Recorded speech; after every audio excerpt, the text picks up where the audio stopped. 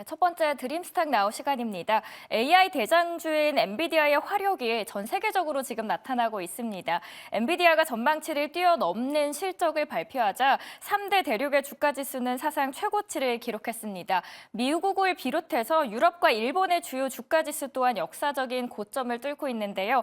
올라갈수록 또 불안감 또한 커지겠죠. 이럴 때일수록 우리는 주의할 건 없는지 이 시간 통해서 함께 알아보도록 하겠습니다.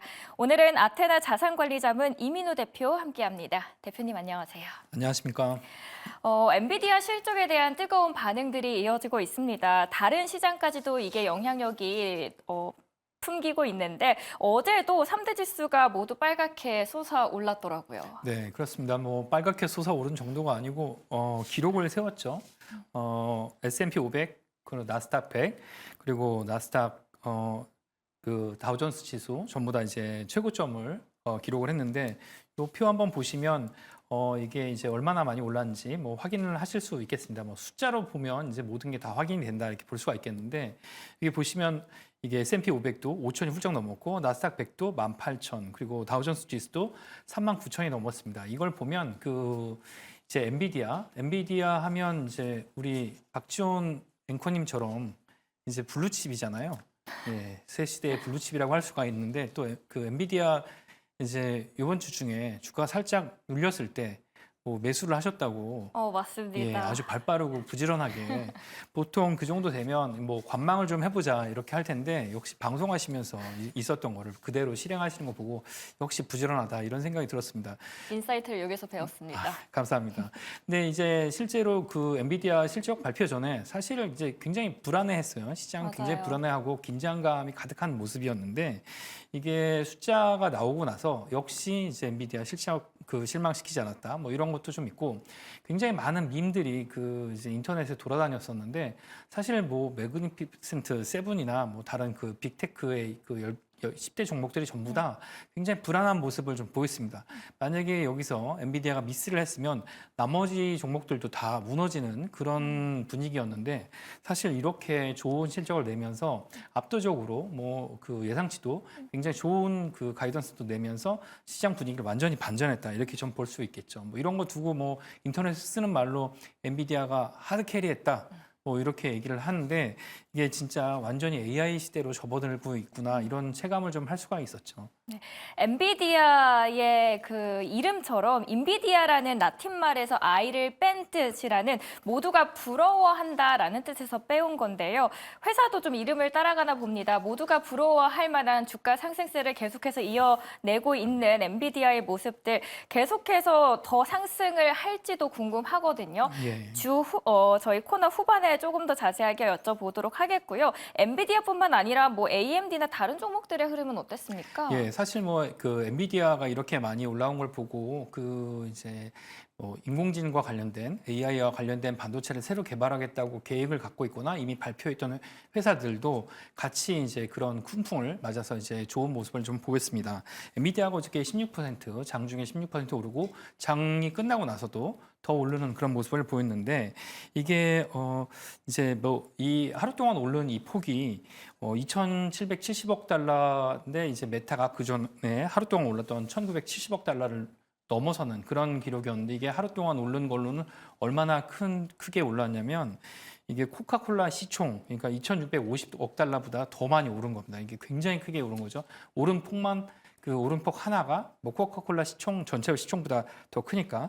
근데 이제 이것과 말씀하신 대로 이어서 보면 AMD하고 슈퍼마이크로 컴퓨터, 이 슈퍼마이크로 컴퓨터도 사실 여기서 이제 엔비디아라는 굉장히 큰 이 빅테크에 눌려서 잘 안 보였었는데 AMD하고 슈퍼마이크로 컴퓨터도 이 이제 AI와 관계된 칩을 뭐 개발할 때 자체적으로 개발도 하고 설계도 하고 이거를 이제 시장에 내놓을 계획이 있다. 뭐 사실 나오진 않았지만 이런 계획을 구체적으로 발표하고 나서 이런 영향을 받아서 AMD는 10% 그리고 그 슈퍼마이크로 컴퓨터 같은 경우는 33%가 올라가는 그런 모습을 좀 보였습니다. 그래서 주요 반도체 관련 기업들이 전반적으로 굉장히 강한 모습을 보였는데 뭐 통신칩이 대표적으로 뭐 통신칩을 만드는 그 브로드콤 같은 경우도 사실 이런 대형 그 반도체 회사에 눌렸다가 이것도 같이 덩달아 오르는 그런 모습을 좀 보였다고 볼 수 있겠습니다. 네, 이번 실적 발표로 미국 기업 주가가 실질적인 상승세를 얻게 됐고 매그니피센트 세븐 기업들이 금리에 상관없이 높은 수익을 올릴 수 있다라는 점도 한편으로는 입증이 됐습니다. 잘 가는 것만 있으면 너무 좋겠지만 또 한편으로는 그렇지는 않았습니다. 엔비디아와 관련된 AI 종목 이외에서는 좀 포모 심리가 두드러졌는데 예를 들어서 리비안 그리고 루시드 실적 가이던스가 다소 부진하게 나오면서 두 자릿수대의 하락폭이 이어졌거든요. 이 네. 종목들은 어떻게 보시나요? 네, 일단 그 말씀하신 이 두 가지 종목을 대표적으로 보면 이게 테슬라라는 굉장히 큰 주도적인 그런 지위를 가지고 있는 회사가 있기 때문이라고 볼 수가 있겠습니다. 이게 AI 칩 전체에서 그 엔비디아가 차지하는 게 시장에서 80%를 공급을 하고 있다고 하는데 테슬라에 비하면 뭐 루시디하고 그 리비안 같은 경우는 그렇게 큰 비율을 차지하진 않고 있죠. 특히나 이 두 개의 기업은 지금 막 그 양산차를 만들고 있기 시작한데 테슬라는 뭐 자기가 원하는 대로 지금 차량 가격을 낮추고 있는 그런 모습입니다. 아무래도 차량 가격을 조절할 수 있는 시장의 가격 결정력을 가지고 있는 기업이다 보니까 이 루시드하고 리비안 같은 경우는 지금 차를 많이 만들어서 팔지도 못하고 있는데 여기서 가격을 낮추게 된다 그러면 수익이 굉장히 어둡게 될 수밖에 없는 거죠. 누가 여기다 투자를 하지 않는다고 한다 그러면 앞으로 여기서 생존할까 이런 거에 대한 의구심이 당연히 들 수밖에 없으니까 말씀하신 대로 뭐 20%, 16% 이상씩 뭐 이렇게 하락하는 그런 모습을 보이는데 여기서 엔비디아의 대단함과 테슬라의 대단함을 좀 볼 수가 있었고 역시 그 1등 기업만 시장을 주도하고 살아남을 수 있겠다. 이걸 좀 확인할 수 있죠. 네. 고금리에도 미국의 노동시장이 여전히 견고한 상태를 유지하면서 미국의 연준의 입에 관심이 다시 한번 쏠리고 있습니다. 어제 신규 실업수당 신청 건수 지표가 나왔는데 어떻게 나왔나요? 네, 이게 예상치를 뭐 이제 약간 상회했는데 그게 예상치를 상회를 하는 게 많이 올라가면 그게 좀 의미가 좀 있을 텐데 그렇지는 않은 모습이었어요. 그러니까 이제 아직도 뭐 이 노동시장은 견고하다 이렇게 좀 볼 수가 있겠고요. 그리고 그 이제 그 S&P 글로벌이 집계한 그 제조업 PMI 같은 경우 강세를 보였습니다.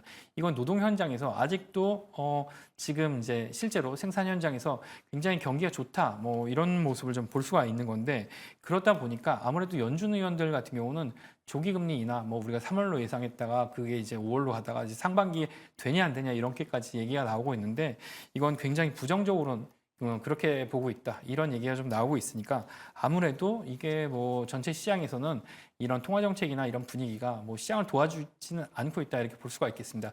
사실 근데 이렇게 뭐 강하게 연준이 매파적인 입장을 얘기하는 건 경기가 좋으니까 뭐 그렇게 얘기를 하는 거고요.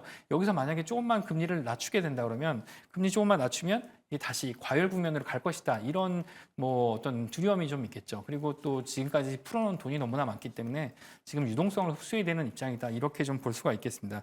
그래서 아무래도 이 노동시장도 견고하고 그리고 제조업 PMI도 좀 강세가 나오는 거는 지금 연준이 어떤 스탠스를 조금이라도 중립적으로 바꾸기에는 좀 무리가 있다. 이렇게 좀 볼 수가 있겠습니다. 네, 이렇게 전반적인 시장에 대한 이야기들 저희가 한번 알아봤습니다. 그 영향으로 국내 증시 당연히 반도체들의 훈풍을 받고 있는데요. 한번 간단하게 알아볼까요, 국내 증시? 네, 국내 증시 같은 경우 뭐 저는 이제 굉장히 많이 오를 거라고 생각을 했는데 장 초반에 좀 많이 오르는 모습을 보였습니다. 근데 장 후반으로 가면서 좀 밀리는 모습을 좀 보였는데 결과적으로 지금까지 이제 연초부터 그 시작돼서 1월 말부터 뭐 지속되어 그런 흐름은 또 오늘도 이어졌다 이렇게 볼 수가 있겠습니다. 이게 이제 지금 수급 뭐 오늘 같은 경우도 사실 개인은 이제 매도를 하고 뭐 기관과 금주 내내 그 기관과 외국인은 매수를 하는 입장이었는데 시장의 외국인 수급으로 인해서 사실 이제 이게 상승했다 이렇게 볼 수가 있겠습니다. 이 정도의 강세가 뭐 그 미국의 강세만큼 많이 올라왔냐 이렇게 볼 수는 없을 것 같고 강보한 마감했다 이렇게 좀 볼 수가 있겠습니다. 이게 금일 코스피, 코스닥 모두 다 약간씩 뭐 이제 0.1%, 0.2% 이제 등락 같아 이제 상승하는 그런 강보합으로 마감을 했는데 이게 엔비디아하고 관련된 업종들 반도체 특히 이제 그 SK 하이닉스는 뭐 그 최고점을 기록을 했는데 이게 아무래도 HBM과 관련된 이제 지금 나오고 있는 AI 메모리, 그 AI 반도체와 그 지금 나오게 될 이제 뭐 그 2분기부터 나오게 되는 H200 여기에도 직접적으로 관계가 있다 보니까 영향을 좀 받았다고 좀 볼 수가 있겠고요. 이거 외에 다른 부분에서는 그 이제 26일 날 월요일 날 나오게 될 정부의 정책 지금으로 봐서는 과세 부분, 조세 부분에서 어떤 혜택이 좀 있을 거다 이렇게 예상이 되고 있는데 그거 말고도 연달아서 지속적으로 어떤 그 정부 정책이 나오냐에 좀 달라질 것 같은데 여기에 외국인들이 계속 반응을 하면서 뭐 은행주나 보험주 같은 저PBR 종목들이 좀 강세를 보였고요. 뭐 특징적으로는 뭐 지금 그 성장주에서는 외국인이 좀 나가고 있는 그런 모습을 좀 보였습니다. 그래서 코스피에서는 그래도 강한 매수세를 좀 보였다 이렇게 좀 볼 수가 있겠고요.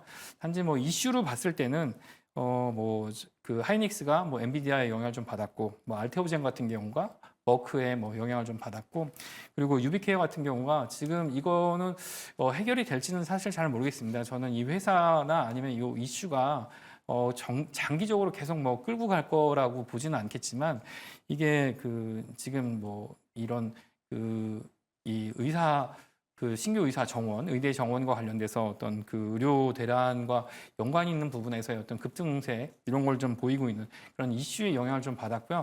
전반적으로 시장 흐름은 역시 외국인 수급으로 좀 좌우됐는데 외국인은 지금 뭐 다음 주에 나올 그 밸류어 프로그램을 보고 좀 따라가는 그런 모양이다 이렇게 말씀드릴 수 있겠습니다.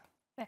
엔비디아의 상승 과연 언제까지 이거 이어지는지가 많은 이들의 관심사일 것 같습니다. 시청자분들께서는 제가 엔비디아를 보유하고 있다 보니까 나만 배 아플 수 없다. 빨리 팔아라라고 네. 하시는데요. 네네. 이 엔비디아의 상승세 언제까지 이어질까요? 지금이라도 들어가도 좋을지요. 네, 지금이라도 들어가는 게 좋을지는 사실 네. 뭐 제가 이 자료를 하나 가져온 거 보고 말씀 좀 드렸으면 좋겠는데 이게 이제 왼쪽에 있는 게 실적 발표 전이고 오른쪽에 있는 게 실적 발표 이후의 가격입니다. 지금 왼쪽에 있는 것들이 이제 잘 아시겠지만 이제 865불부터 뭐 낮게는 이제 410불이 목표 가격으로 지금 정해져 있는 거고요. 하루 사이에 이렇게 이제 많은 투자은행들이 다른 의견을 냈습니다. 제일 높은 건 1,100불 냈고 뭐 높은 거 그 제일 낮은 거는 620불인데 여기서 UBS만 이제 850불에서 하락하는 800불까지 내려올 것이다 이렇게 얘기를 했고요. 대체적으로는 이제 1,000불 정도의 1,000달러 정도의 그 주가가 이제 목표가로 좀 제시가 된 상태입니다. 근데 지금 이렇게 그 어제 이렇게 주가가 뭐 많이 오르면서 지금 엔비디아의 PBR은 100배가 됐습니다. 근데 이 100배가 됐는데 100배 PBR은 사실 우리나라에서 이거는 뭐 좀 100배 PBR은 이제 거래 경고가 뜰 가능성이 상당히 높은 종목들이 뭐 그런 모습을 좀 보이고는 하는데 지금 100배라는 거는 앞으로 2분기에도 3분기에도 좋은 실적을 가져갈 것이다. 이렇게 예상을 하고 있는 부분이 상당히 크다. 이렇게 좀 볼 수가 있겠습니다. 근데 지금 이 100배가 뭐 한쪽에서는 뭐 월가 한쪽에서는 지금 그 로센블렛이라는 그 증권사에서는 1,400불까지 오늘 내기도 했던데 그 의견을 이분들 여기서 진짜 지금 뭐 다 들어가시는지는 모르겠어요. 사실 이 가격을 살 수 있을지는 정말 모르겠는데 이게 이제 전 세계에서 80%를 차지하는 AI 반도체에서 그걸 공급하면서 뭐 마이크로소프트가 지금 제일 많이 쓰고 있는데 엔비디아를 그래서 자기들이 이렇게 AI를 사람들이 관심 갖게 된 건 본인들이 이제 밀고 있는 오픈 AI의 챗 GPT 때문이다 이렇게 얘기를 하고 있는데 배가 상당히 아프다 뭐 이런 얘기도 하면서 그래서 오픈 AI에서 직접 칩도 개발하겠다 이런 얘기를 하고 있죠. 근데 여기서 영업이익률 그 좀 주목해야 될 게 4분기 이익률은 이제 66% 있고 총이익률은 이제 일반 이익률 같은 경우는 76%였습니다. 그러니까 그 100만 원 주고 팔면 하나 팔았을 때 남는 이익이 70만 원이 넘는 거예요. 그러니까 보통 이제 현업에서 만나는 그 기업체, 뭐 조선이든 자동차 기자재든 만나면 보통 뭐 6, 7% 영업이익률이 난다 그러면 그거 너무 높은 이익률인데 그 정상적으로 이익이 나는 거 맞냐 이렇게 얘기하는 게 제조 현장입니다. 근데 엔비디아는 소프트웨어 회사가 아니고 제조를 하는 회사인데도 불구하고 영업이익률이 이렇게 높은 걸 보면 굉장히 독점적 지위를 가지고 있다 이렇게 좀 볼 수가 있겠습니다. 그렇다 보니까 아무래도 이게 지금 가격이 단순하게 가격이 너무 급등했기 때문에 뭐 1년 사이에 3배가 올랐기 때문에 너무 많이 오른 거 아니냐 이렇게 판단하기엔 좀 어렵다 볼 수가 있겠고요. 저는 요 시장은 이런 흐름은 좀 당분간 더 갈 것이라고 좀 생각을 합니다. 근데 언제까지 갈 건지는 이 내부적인 엔비디아의 문제가 아니고 외부적인 요인에 있을 거라고 좀 생각을 하고요.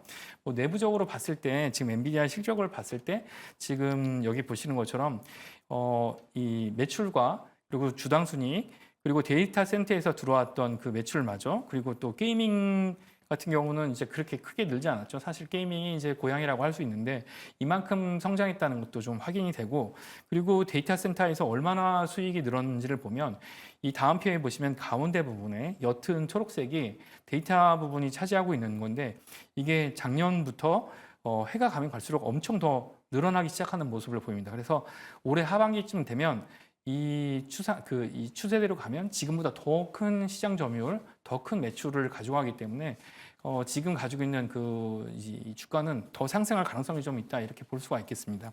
물론 외부 변수가 안정되게 유지가 될 때 그게 가능하다고 좀 볼 수가 있겠습니다. 여기서 말씀하시는 그 외부 변수라는 거는 어떤 부분들인가요? 저번에도 말씀을 좀 드렸었는데요. 네. 우리가 이제 보통 이렇게 좋은 이슈가 있고 뭐 시장을 예상을 비트하는 그런 실적이 나올 때 우리가 이제 간과하는 부분이 어떤 게 있냐면 항상 안 좋은 소식은 이제 누르고 지나가는 이제 시장의 특성상 지금 대선 충당금을 다 까먹었다. 미국의 6대 은행이.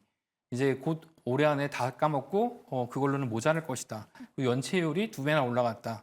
2022년보다 2023년에 늘어났고 2024년 연체율은 지금 가늠이 되지 않는다. 이런 것들은 무시하고 있는 상태입니다. 이게 신용의 위험이 좀 생기겠죠. 근데 사실 금리가 낮아지지 않는다면 지금 이런 연체 위험 같은 경우는 뭐 사라지지 않을 게 너무 분명한데 이 신용 위험이 그러면 뭐 없어질 것인가? 신용 위험이 언제 닥칠 것인가? 이게 금융 시스템의 문제라고 좀 할 수가 있겠고요. 이것 때문에 결과적으로 이제 다른 이제 투자, 뭐 데이터 센터나 이런 쪽 투자가 문제가 생기기 전까지는 지금 추세 시장 점유를 하면서 계속 빅테크들이 현금 많은 빅테크들이 투자를 하고 있는 이런 모습은 유지가 될 거라고 좀 봅니다. 중요한 건 뭐 엔비디아의 상승세는 계속해서 이어질 건데 그러면은 아직 탑승하지 못하신 분들께서는 언제 들어가야 되는지 그 시기가 궁금합니다. 보통 뭐 그런 이제 우리 시청자분들 잘 아시잖아요. 이렇게 급등하고 나면 급등을 몇 번 타고 나면 우리가 보통 그 다음에 뭐가 오죠? 조정이요? 예, 조정이 옵니다. 예, 조정이 올 때를 보셔도 될 것 같고요. 이렇게 급등을 많이 했는데 사실 여기서 20억 달러라는 그 공매도 세력이 이제 손실을 보고 다 이제 그 포지션을 청산했다는 얘기를 오늘 보게 됐어요. 근데 그 정도 포지션을 청산하고 나서 다른 세력들이 이게 내려갈 것이라고 보는가 아니면 그 포지션을 다시 잡을 것인가 이거는 좀 두고 봐야 되겠지만 너무 급하게 올랐을 때는 반드시 조정이 온다는 거를 다 사실 뭐 시장을 다 알고 계시니까 조정이 올 때 다른 타이밍으로 한번 보시는 것도 나쁘진 않을 것 같고요. 여기서 지금 주가가 어떻게 변했는지를 한번 확인해 보시면 좋겠는데 만약에 2014년에 1,000불을 투자를 했으면 지금 이게 14,800불, 14만 8천 불이 됐고 엔비디아에 2019년에 하셨으면 17,000불 그리고 2023년 작년에 하셨으면 3배가 늘어난 3,000불이 됐을 겁니다. 근데 이렇게 많이 늘어날 거라고 기대하시는 건 사실 지금부터는 굉장히 무리라고 좀 생각이 되고 지금 이제 초창기에 타지 못하셨기 때문에 여기 이런 거는 다 잊으셔야 될 것 같고요. 작년에서 올해 올 때까지만 해도 3배 올랐는데 지금 타면 그러면 3배 오를 것인가 이런 목표를 가지고 가시면 결국에는 이제 의도치 않은 장투를 하게 되실 수가 있겠습니다. 이제 외부 변수 이런 것 때문에 그래서 2023년부터 올해까지 1년 동안 3배가 올랐다면 지금부터는 30% 정도 보겠다는 마음으로 들어가시는 게 더 나을 것 같고요. 지금 이거에 가려진 지금 뭐 대선과 뭐 이런 것 때문에 정부가 굉장히 지출을 많이 하고 있잖아요. 그런 것 때문에 지금 한쪽에서는 이제 이 소매 경기, 뭐 이런 자영업 경기나 부동산 경기는 굉장히 어렵게 되고 있는데 빅테크나 이쪽만 굉장히 뜨거운 모습을 좀 보이고 있어요. 이게 결과적으로는 만나게 되는 시점이 있을 텐데 그 만나게 되는 시점이 뭐 당분간은 아닐 거라고 봅니다. 뭐 올해 선거도 있고 뭐 아무래도 정부 정책을 뭐 밀어내야 되는 그런 그 부분에 있어서 하지만 이게 예전과 같이 그렇게 뭐 코로나라는 특수한 상황 때문에 돈을 무작위로 찍어내는 그런 상황이 계속 행복하게 이어질 것 같지는 않기 때문에 뭐 이렇게 3배씩 오른 이런 것보다는 한 30% 오를 테니까 난 조정 때 들어가고 좀 어느 정도 수익이 되면 다시 나왔다가 조정을 받으면 다시 본다. 이런 마음으로 가시는 게 사실 더 낫지 않을까 싶고요. 사실 제가 작년에 작년 상반기에 엔비디아 다 조정하고 정리하고 나서 그때는 이제 2배도 다 못 먹고 나왔는데 근데 이렇게 조정되고 나서 겁이 나서 다시 못 들어갔는데 하반기에는 아주 조금 들어갔어요. 이제 하반기에 조금 들어가서는 사실 그런 수익을 내지 못했죠. 근데 다른 이제 동료 PB나 다른 자산운용 하는 분들 얘기는 욕을 엄청 먹고 그리고 다시 들어갔답니다. 야, 그거 이제 더 못 갈 것 같다 그래서 팔았는데 왜 다시 들어가자 그러냐. 잘못 봤습니다. 그래서 그 용기를 냈다고 하는데, 결과적으로는 이제 용기를 냈던 분이 승리를 했던 것 같아요. 근데 조정을, 반드시 나올 조정을 한번 보시고 들어갔다가 짧게 나오시는 게 가장 좋지 않을까 이렇게 생각을 할 수 있겠습니다. 그 조정이라고 하셨어요. 근데 요 며칠 한 3일 동안 조정이 거의 있었죠. 굉장히 많은 저는 들어갔죠. 상승을 이뤄냈다라고 생각을 하거든요. 네네. 이미 20% 이상 상승세를 이미 이뤄냈는데 그럼 조금밖에 안 남았잖아요. 30%까지 네네. 도달하기까지. 여기서부터 또 30으로 볼 수가 있겠습니다. 그러니까 이제 지금 신고가를 갱신을 했으니까 여기서 다른 추세가 좀 만들어지는 거죠. 신고가를 찍고 보통 이제 주가는 내려오는 게 아니고 신고가를 찍으면 다른 추세를 만들게 되는데 여기서 다른 이슈들이 나오거나 지금 2분기부터 나오게 될 H200 같은 경우가 지금 이 정도밖에 실적이 안 나온 가장 큰 이유는 중국에서 하반기 매출이 4, 4분기에 줄어드는 부분이 있어요. 그러니까 중국 매출이 늘어난다. 젠슨왕은 아무리 통제해도 중국은 이 AI 칩을 갖다 쓸 것이다 이렇게 얘기를 했는데 중국 매출을 늘리기 위해서 어떤 방법을 다시 찾을 텐데 중국 매출을 다시 회복하게 되면 여기서 지금 그 최고점을 찍은 신고가를 찍은 데서 다른 추세를 만들게 되겠죠. 그러니까 여기서부터 보시고 이 신고가에서부터 조정을 하게 되거나 아니면 옆으로 그 주가가 흐르게 되면 거기서부터 이제 시장 그 타이밍을 좀 보신 다음에 짧게 들어가시는 게 좋은 방법이라고 생각이 좀 됩니다. 네, 다른 투자 대상들도 같이 본다면 어떤 것들이 짧게 있을까요? 네, 다른 투자 대상 같은 경우는 이렇게 많이 올라갈 수 있는 게 계속 남아 있으면 참 좋겠는데 그걸 딱 집어서 말씀드리지 못하는 부분이 좀 있겠습니다. 근데 보통 우리가 이제 중국과 미국의 무역 마찰이 좀 심하고 무역 분쟁이 어떻게 보면 이제 정치적인 부분으로 이제 넘어가면서 포스트 차이나를 찾아야 된다. 그래서 이제 그 동남아시아나 남아시아를 좀 많이 봤는데 사실 이제 주가가 시장 단위로 많이 오른 건 그쪽이 아니고 다른 쪽이었어요. 그래갖고 이 지금 제가 이코노미스트에 나온 이 헤드라인을 좀 가져왔는데 니케이가 오늘 일본이 오늘 휴장이었는데 니케이 225가 우리나라 코스피 200 같은 게 제 신고점을 찍었죠. 지수가. 근데 여기서 보면 일본의 젊은이들이 다시 현금에서 투자로 돌아오고 있다. 이런 얘기를 했는데 이런 시장을 한번 보시는 것도 괜찮을 것 같고요.